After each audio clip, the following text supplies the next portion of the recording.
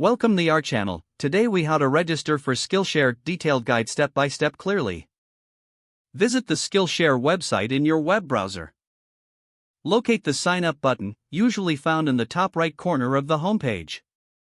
Click on the sign up button to initiate the registration process. You will be presented with several options for signing up. You can choose to sign up using your email address. Alternatively, you can opt to sign up using your Google or Facebook account for quicker access. If you select to sign up with your email, enter your preferred email address in the designated field. Create a strong password that meets the site's security requirements. Make sure to remember this password for future logins. After filling in your email and password, click on the Continue button. If you sign up using Google or Facebook, follow the prompts to authorize Skillshare access. Once your information is submitted, you may be directed to a welcome page. Here, you might be asked to complete your profile with your name and interests. Provide the required information to personalize your experience. After entering your details, look for a confirmation email in your inbox.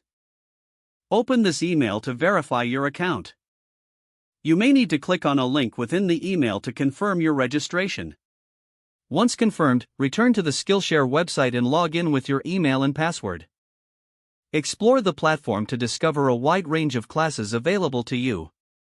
Consider browsing categories or using the search bar to find specific topics of interest. Enjoy your learning journey on Skillshare. If the page does not load, refresh the browser or try again in a private or incognito window. Make sure you are using the correct email address, then retype it carefully to avoid small typos. If your password is not accepted, use the reset option and create a new strong password you can remember. Check your spam folder for verification or security emails, then complete any requested confirmation steps. Enable two-factor authentication if available to improve account security and reduce unauthorized access risk. After signing in, review your profile details so your contact information and settings are accurate and current. If you see an error message, note it down and try again after restarting your device and internet connection. Don't forget to like this video and subscribe to our channel for more step-by-step tech guides.